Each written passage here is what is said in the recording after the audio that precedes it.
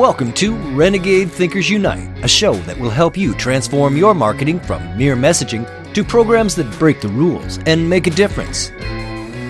Join the movement today and learn non-traditional techniques that give you an edge. Now, here's your Chief Marketing Renegade, Drew Nizer. If you're a regular listener to Renegade Thinkers Unite, you know that I've devoted a number of recent episodes to CMOs at tech companies, particularly those involved in data analytics. This data binge, if you will, reflects what I'm hearing from CMOs across the country, and that they all know that they need more data, they need to use it better, and that it's the key to their future success. But at the same time, they're really overwhelmed by the options and the combinations and, frankly, the overpromises, because the software world in general has a long history of, say, overpromising and underdelivering. So every tech company promises marketers that their solution is the solution that will give a competitive edge, give the CMO a competitive edge. So that's good if in fact it's true. And what's amazing to me, at the same time, while these data companies are targeting CMOs and CMOs are interested in learning in it, it's actually easier for a CMO to get approval for software than it is for media budget. So thus the enormous increase in investment in data analytics, marketing technology. So these companies, of course, are seeing that even though they used to target the IT guy, that now the marketer is spending a lot of money. So they want to be on shows like this, which puts me in a weird position. How do I protect you all from sales pitches masquerading as content? So one answer is for me to ask tougher questions. Yeah, good luck with that. And another is for you to focus less on the particular provider and more on the issues and opportunities that we discuss. So with that rambling yet cautionary preamble, let me introduce you to my guest, Jen Grant, the CMO of Looker, which is a fast-growing data analytics company based in Santa Cruz, California. Hello, Jen. Are you sure you still want to be on the show? I am still sure. I'm happy to be here. Okay, good. All right. Well, so let's go back a bit. How does an English and theater major from Princeton end up spending 15 or more years at tech companies, including Google, Box, and your current role at Looker? You know, I think a lot of it has to do with exactly that combination of theater and English. So, of course, you know, when you graduate, you never know what you want to do. And for me, I had this creative side from, you know, doing theater, and I toured with a children's theater company, crazy stuff. But then I also had this communication passion around how to communicate hard things simply. And that, when you connect those together and you add in sort of that spark of what's going on in technology, is so fascinating and so interesting, and I think so important. Those things meshed together into really getting me excited about marketing for tech companies and branding and all the crazy fun stuff that we do.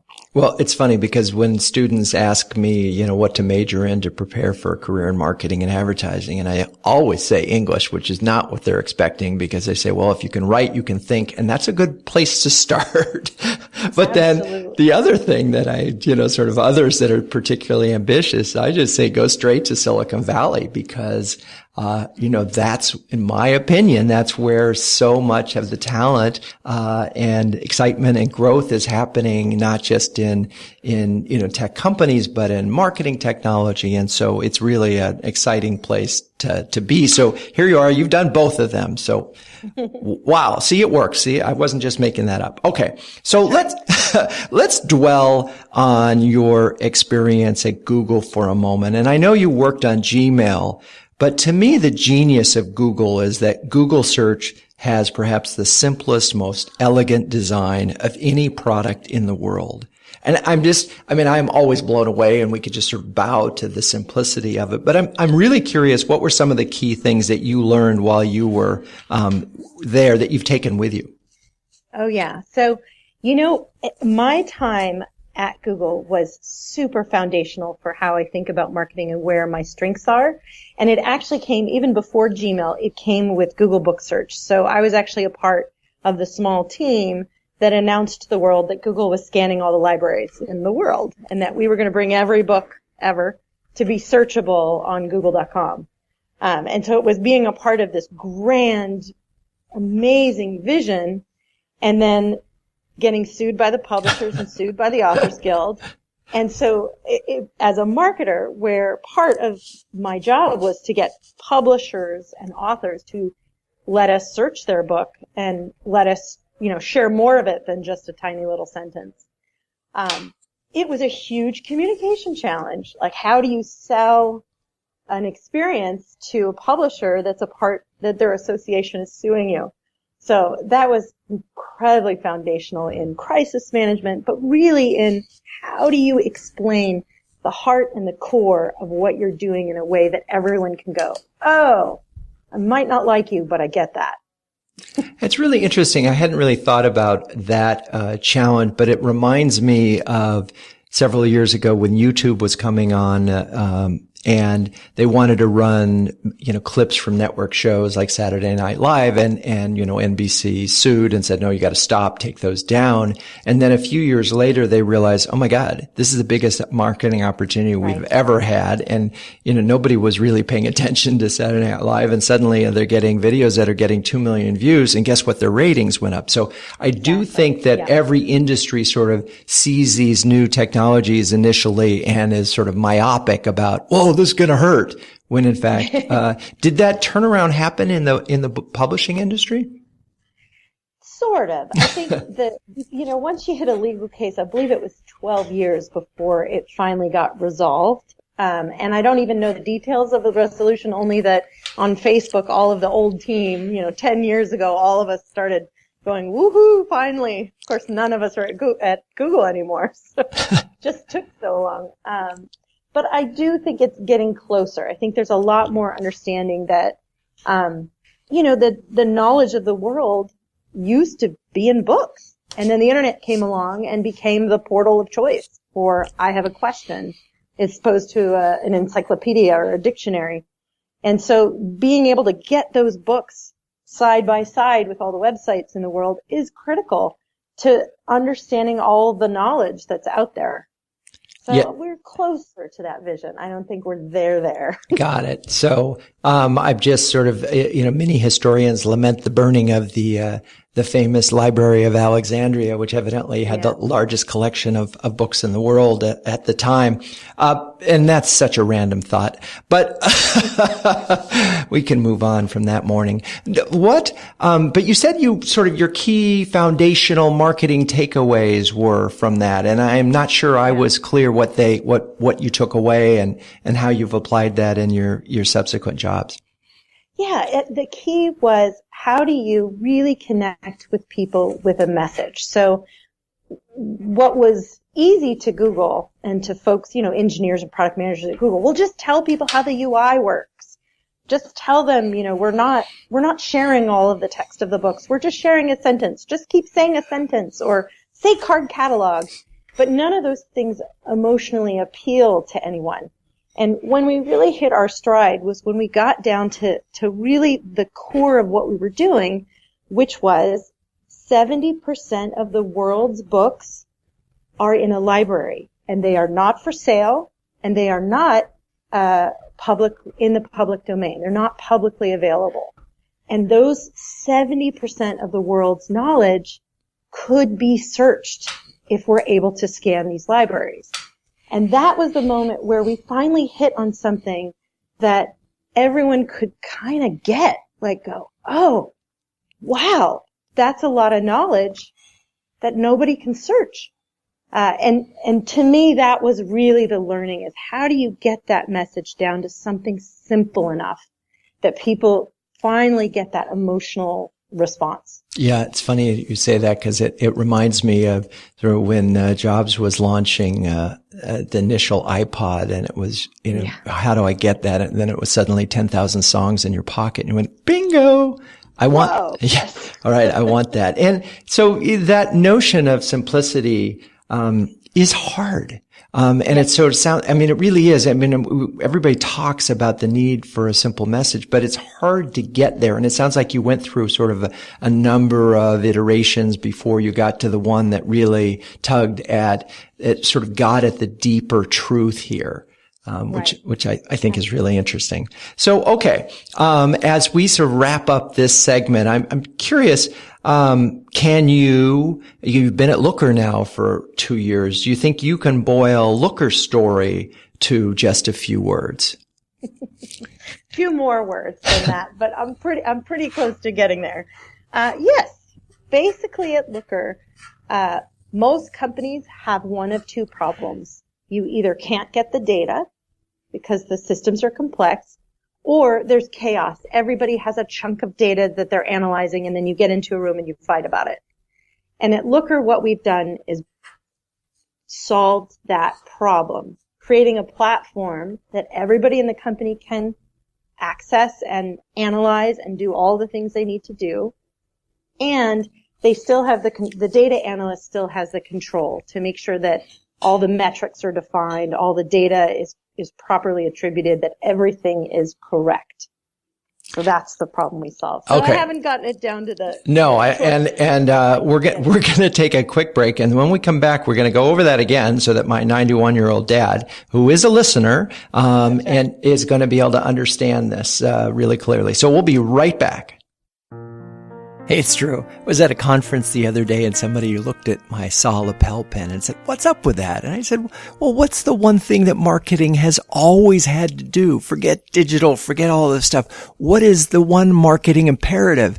And he looked at me and went, "Cut through." And I went, "Yes, ding, ding, ding, ding, ding. That's right. Cut through. That is what marketing must do." And it's not just cutting through the clutter, although that's really important, because if your marketing doesn't cut through the clutter, it's like the proverbial tree in the forest that falls and nobody hears it. But it's also cutting through the crap and the processes that inhibit innovation.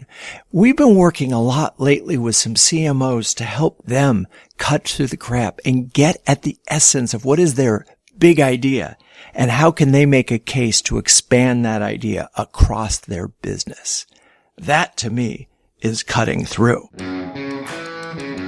Okay, we're back, and my guest is Jen Grant, the CMO of Looker, and we were just talking about a simple way of describing what Looker does. And let me so what I see is there's just this massive amount of data.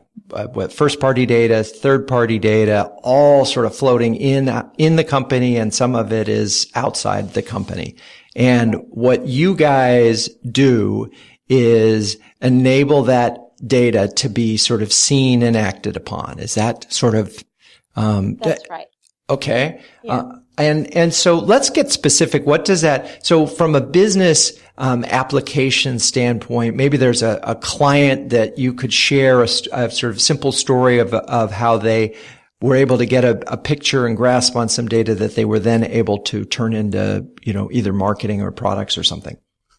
Yes. So, we have a lot of e-commerce companies that use Looker. And obviously this is because in e-commerce, they're collecting a tremendous amount of data about every transaction, every person that clicks or buys or any of those things. And one of those is a tech company, although it's a makeup company called Glossier.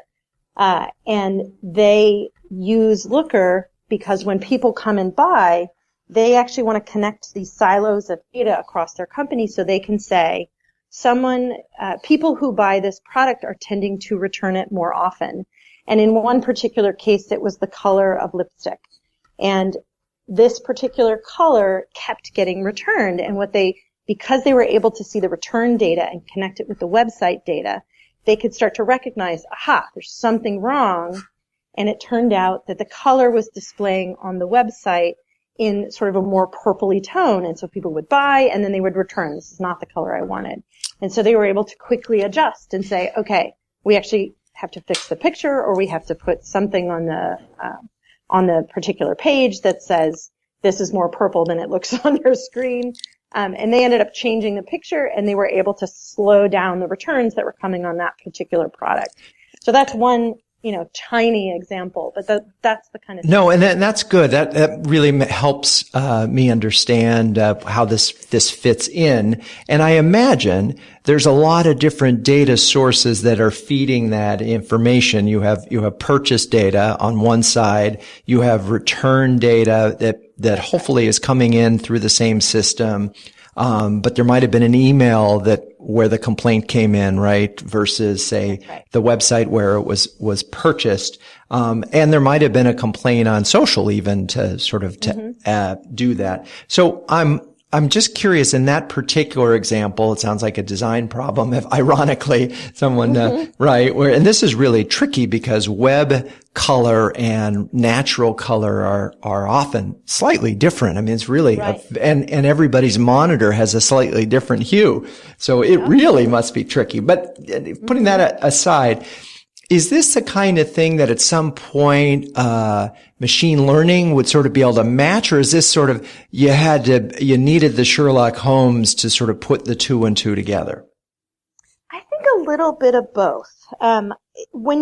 The real core of what we're doing at Looker is bringing all of those silos of data together so that those connections can be made. So if you take it in terms of, a typical marketing group, we operate with so many silos of data. We've got AdWords data, we've got our event data from the website, we have, all sorts of products that we bought that all collect data. And how do you actually look at that data all together? And that's where we really operate. And once it's all together, someone can define it, so we're all looking at the same things.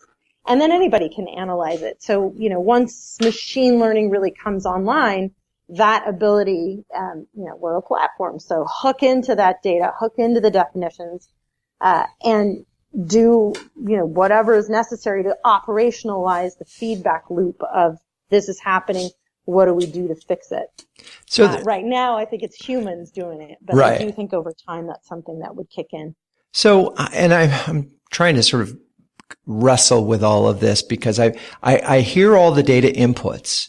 But I'm imagining there has to be someone writing rules because it's millions and millions and millions of data points. And how do you decide which ones bubble up? Somebody's writing some rules and some programs that say, if then, gather this data, right? I mean, it's not as simple as, in the old research days, you could sort of do segmentation analysis, right? Very simple. You could see who was buying what product. This is far more complex because you don't even know necessarily what problem you're looking for. Right. And a lot of what we enable is simplifying that rule writing, let's say. So that's where we do rely on a data analyst to go in and say, okay, because even something as simple as what do we call revenue, or what do we call profit, or what do we call an active customer? You may say an active customer is someone who logs in every 7 days, but someone else might say it's every 30 days, and they had to do an additional action to be considered an active customer. Oh, and by the way, the API calls don't count. So that sort of definition of what is an active customer is what we do super well. You define it once, and then everyone says, oh, I want to know active customers who've used this particular feature over this period of time, and then I want to see how many support calls they've had. And then they can see everything the same way that anyone else in the company could pull and analyze that data. So then we focus on the business decision of what do we do next versus, wait, how did you define active customer? I defined it like this. Did you define it like that? So we remove that whole part of the equation and allow people to do their own analysis. So we have to the data scientists sort of set up the basic part, and then everybody else can go in and run queries essentially. That's right. Okay. I think I understand that. And that sounds, really exciting. If I'm a product manager, for example, and I'm trying to figure out a promotional strategy or trying to figure out a segmentation strategy or just why a particular new product, where a problem might be that, let's, having a regional issue, right? Or something. Right. So there's a lot of different ways of slicing up the data. But this is living on top of other data, right? I mean, it's technology stacks, right? I mean, they probably have Salesforce and they have some e-commerce software in there and they have some kind of email software and, there's just a zillion different things. And the one thing I've never quite understood is because people call it a stack, right? So there's things on the bottom, middle. Are you on the top of the stack? And does that matter? It does matter. That's a really good question. So we think of ourselves on the top, because over time, the way BI and data was done in the past, they were dealing with a lot of very difficult technologies as far as the databases were concerned. And so all the BI tools would pull data out of whatever database and then analyze the data. And that's how they did their analysis. Of course, that means the data is not fresh, because the minute you pull it out, it's dated. It'll start to get stale. And the second thing is, if you pull out a bunch of data and then you say, oh, I really wish I could see this by day. And you're like, oh, crap, we didn't pull out that. So now let's go back to the database and pull some more data. So the difference there is that what Looker does is sits on top of the database, because databases now are incredibly advanced. There's AWS Redshift, there's Google BigQuery, Snowflake. There's all of these very, very fast databases. So why pull the data out at all? So Looker sits right on top of these databases and is able to deal with all of the data at the same time. So there's none of this move out, move back in, ask a different question, go get more data. If you're doing your analysis and you want it, you have it by month and you want it by day, you literally just click by day and your analysis will adjust to that particular thing. So that's where the stack matters. And when we talk about it, it's to really show how we're utilizing the advancements that have been made at the database level, and we've totally redone the way BI is architected in order to sit on top. So if we had a group of CMOs in front of us right here listening to the show, and I know that several do listen to the show. Thank you very much, by the way, all you CMOs who are listening. What is sort of the case history that you could share with these marketers that would blow them away and they go, okay, I have to have that? I think my favorite is we've been working a little bit with Google and with Google BigQuery, and they just recently launched a very complicatedly named product, but it's called Google BigQuery Transfer Service. Oh, that's elegant. Not such a sexy name. Wow. Okay. But it does amazing things, and what that does is it makes it super sort of push button kind of situation where you can pull in all of your Google products into Google BigQuery. So that means your AdWords, your YouTube, AdSense, and Google product can quickly move into Google BigQuery database. Now that sounds all very technical and boring, and who cares? Why it matters is that Looker sits on top of that, and with the click of a button, you can immediately start making connections between I ran this ad, my YouTube channel adjusted, or this video worked well, this landing page worked better than the video. All of these data sources that we've never been able to connect, you can now connect. And that's sort of, for me, that was when the light bulb went off from a marketing perspective of like, oh my goodness, being able to have, to understand what keyword, what ad drove this landing page, and then the additional analysis to say, hey, when I drove people to my YouTube, it converted better into, a meeting and an op and a deal with the sales team than this particular landing page. So I need to adjust my advertising spend to focus on that YouTube video. Those are kind of connections that we haven't been able to make before. And that's the kind of stuff that I'm really excited about. Okay. So I think that's a good place to take a break. We were talking a little bit about what I think sounds a little bit like attribution analysis. And so when we come back, we're going to zero in on that and, how, Jenna's using Looker for her own marketing purposes and the other marketing that she's doing. So, okay, we'll be right back. Hey, it's Drew. I have a question for you, the audience. How good is your content? We all believe in content marketing, but is your content good enough for you to share it with the CEO and want him to share it with his peers? Is it good enough for your salespeople to share with their prospects? Heck, is it good enough for you to share it with your mom? If the answer to all of those questions was no, well, it's not that good, and you're also celebrating things like National Donut Day, it's probably a good idea to do a content audit. And I know just the person to help you out with that. Text content audit to 917-679-8852. That's actually my cell phone. And we can talk about how to get your content to be world class and do all the things that you know it should be able to do. So you can text content audit to 917-679-8852. And let's figure out together how to get your content to cut through.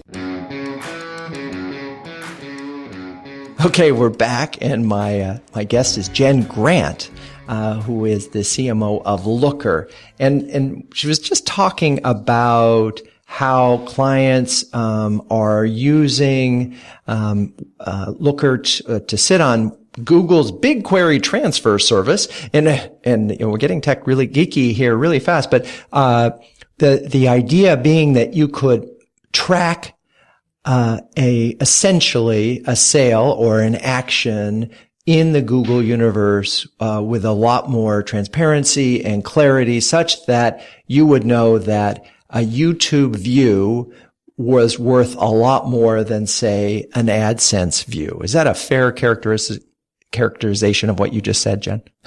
Yes. Bringing together all those data silos into one so that you can see them all together. Okay. So, and I think lots and lots of clients are very interested in attribution.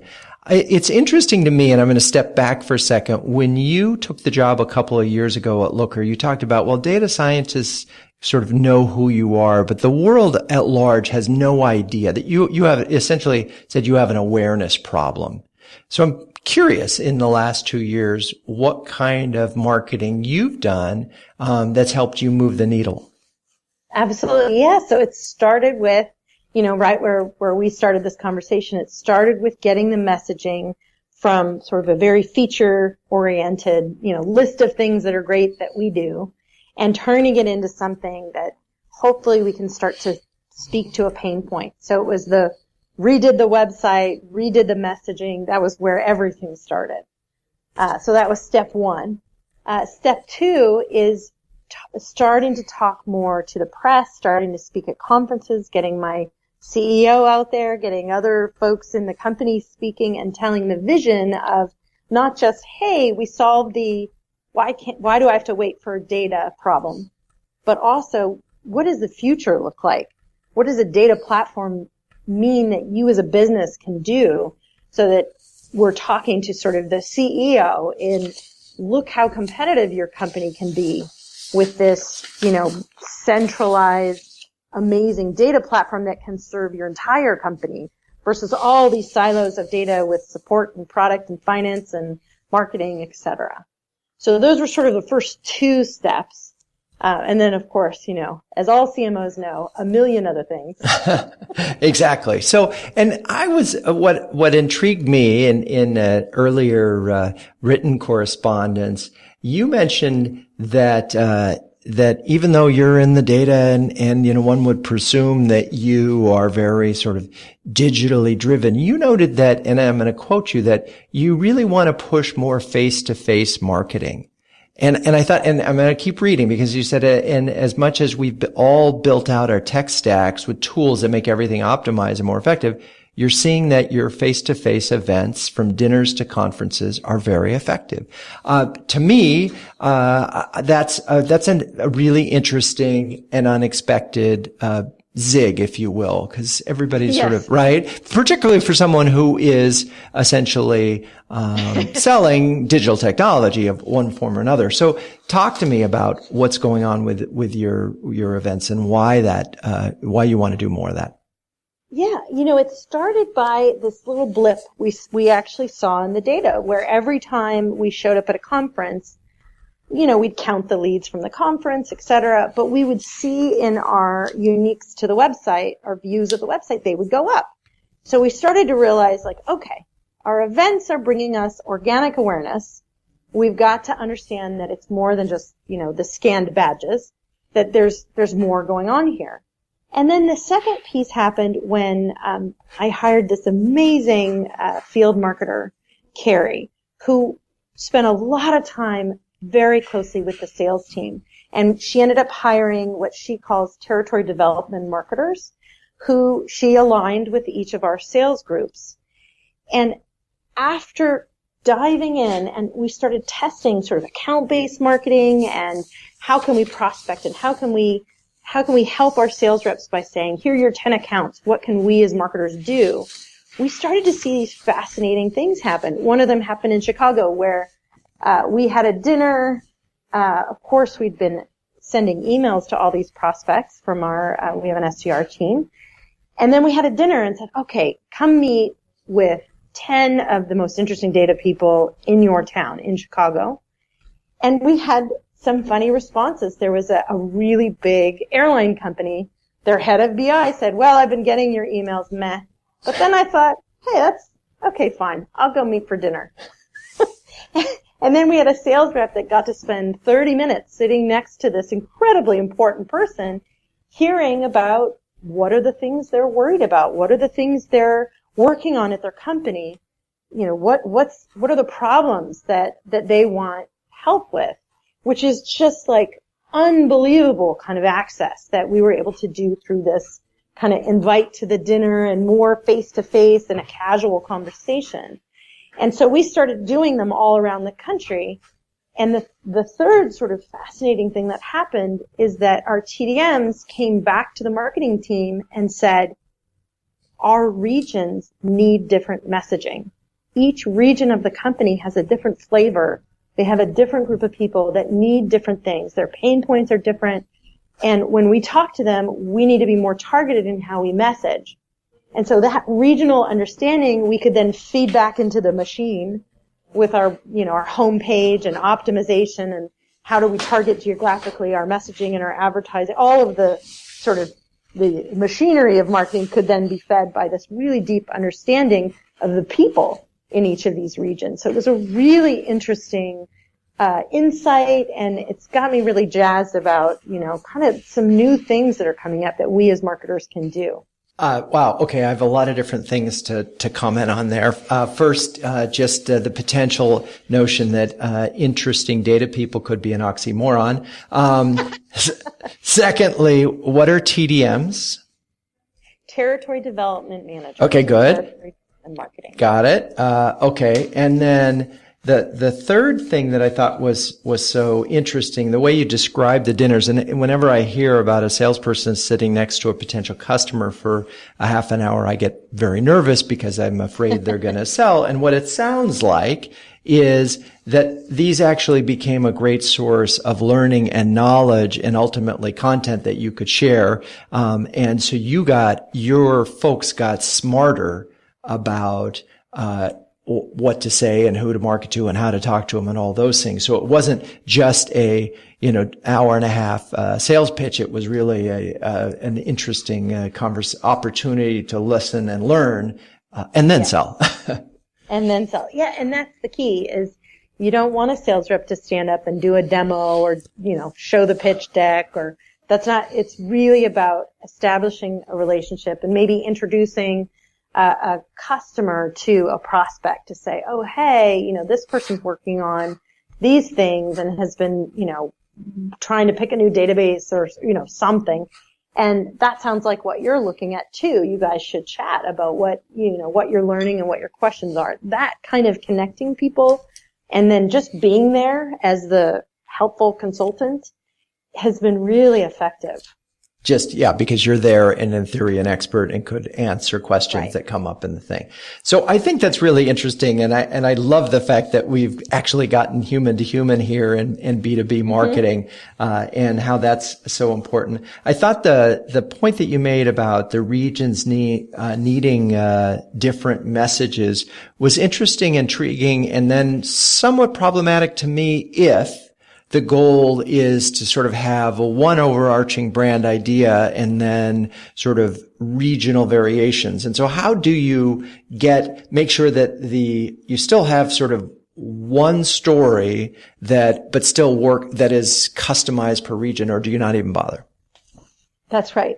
And that's the challenge, is how do you keep the sort of core brand of, this is who we are, this is what we're about, and then be able to adjust it based on the conversations and the interests of the regions. And I think, in fact, any CMO that starts thinking globally, when you get your office in Europe and when you start to think about the different countries in Europe, it's a similar exercise of like, well, the folks in France are really concerned about XYZ and they need these types of messages, where the folks in Germany, I read this really fascinating article that the Germans don't want any marketing speak at all. Right. They would love a 20-page paper that's very specific, accurate information. And so we need to speak different between these countries, and I think that's the same in how we attack the United States, is that we have to think about different regions have different problems and different things that they're solving for. Obviously, in Silicon Valley, we have all this super into data founders who are technically savvy, who are like, yes, the more data, the better. Whereas in other parts of the country, it's more, okay, I've already got a BI tool, but I do want to make sure I'm sort of a modern BI technology person. So tell me about how you could help modernize my system, versus make me data driven, which is a very Silicon Valley kind of desire. But it's hard. It is hard. That umbrella message. It is hard. And it's funny. I mean, I saw a survey recently about among agencies, and they were lamenting the fact that even though they're presenting big ideas, that less than 40% of their clients are actually buying them. And so I think, my personal opinion on this thing, that there is room for idea, that if you can get the right idea, that it is in fact a story, in the sort of with a capital S of storytelling, that you can actually get there. But it's hard. And, what happens that, to me, what I see a lot of is that B2B can devolve into sort of ABM and sort of basically drip campaigns about a particular target without necessarily any kind of cohesion. And ultimately, that cohesion matters because you really want to make it easy for people to refer your brand. And if every referral uses different language, that's a problem. Yep. Right? No, it's absolutely a problem. And but we're not going to solve that on this show today, other than to acknowledge, good luck, guys. Yes, good luck. You chose this profession. Just figure it out. So, no. So anyway, I want to sort of, as we wrap up this episode, and it's really been interesting, I want to know, first, what is the toughest lesson that you've learned as a marketer in the tech world? Yeah, I think you just have to do. Sometimes there's no more analysis. Sometimes you got to believe in your idea. And of course, being at a data-driven company, it's even more apparent here, where at some point you got to just say, you know what? This is a good campaign. I feel it in my gut, and we got to run with it. And we'll test and we'll adjust, but we got to launch. I think that's probably the biggest thing that I've learned over the years, and learned it again and again. It's not something that, I learned it once and then I never made that mistake again. It's true. And it's funny. I see this happen a lot where, the new CMO gets the job. They're under pressure to do something. So they've launched something really fast and because they need to. And then 6 months later to 9 months later, they actually roll out the real campaign. And I understand those pressures. It's harder that way. And so, I think the ones that sort of focus on little wins, little things in the corner, and then roll out the big idea, tend to do better, than the sort of, I got that quick campaign out there really, really fast. See? We're driving leads in the pipeline. See? It's all good. Anyway, let's wrap up and, so if we're looking at data analytics, give me, 2 do's and a don't for our listeners today. All right. So the first do would be get all your data centralized so that you can see the whole picture instead of just a part of it. So that would be the first. Mm-hmm. The second do would be get as many people interested in looking at the data as you can. It really is important that everyone in the company is data driven, not just, the one person whose title is data person. And then a don't would be, I would say, don't discount the religion of marketing. There is a brand, there is a gut intuition that does matter. And there's no reason why 100% the data drives everything. There's no reason why you can't say, this one, we're going to take a chance and we're going to drive for what's right for the brand versus what necessarily the data might be pointing to, because that contextual humanity is critical for really reading the data right. And what a wonderful place to wrap this episode up, because I of course completely agree with you and have seen this time and time again that, while the data might point to something, it doesn't often uncover the emotional connection that a brand needs to make. And so in order to get to that emotional connection, often there's this leap of faith moment where you put an idea out there and then suddenly, that idea resonates and you go, oh my gosh, we've hit it. And, we hit it. So, and it's an amazing moment. And then, by the way, the data will back it up for you, which is great. But the data doesn't, and I've had a lot of folks in the show will say, no, the insights in the data, it will emerge. And sometimes that's true. And sometimes it just sort of serendipitously got enough people together, threw enough sort of, Doritos and Cheetos into the conference room and eventually that idea emerged. So anyway, this has been an amazing, conversation. I think the thing I'd like to sort of mention to the marketers out there is just a reminder, you do have to have control of the data. You do need to figure out, who's looking at this and get more eyeballs on it and make sure that it is flowing around the organization. When we had, Alan Treffler, the CEO of Pegasystems on the show, he reminded us that, that data that you're showing me matters. So it's important that data gets, that flows around the company. So that's sort of number one. But number two is chances are you're gonna need something on top of the stack that you have, which people call business intelligence, or other things to help you see it and to visualize it so that, it just doesn't look like ones and zeros. And then, lastly, it really helps to have an idea. It's hard to get around it. It does help to have an idea, a unifying brand idea that will hold your company together internally and externally, and ideally becomes a rallying cry, for the future of your organization. So, with that little bit of preaching, Jen, thanks so much for being on the show.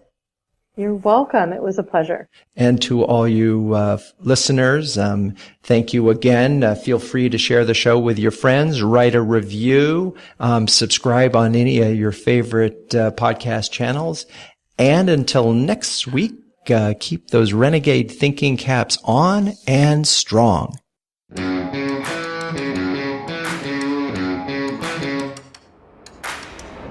This has been Renegade Thinkers Unite, but it doesn't end there. Just go to renegadethinkersunite.com for more and subscribe to the show. That way, you'll never miss an episode. We'll talk with you next time on Renegade Thinkers Unite.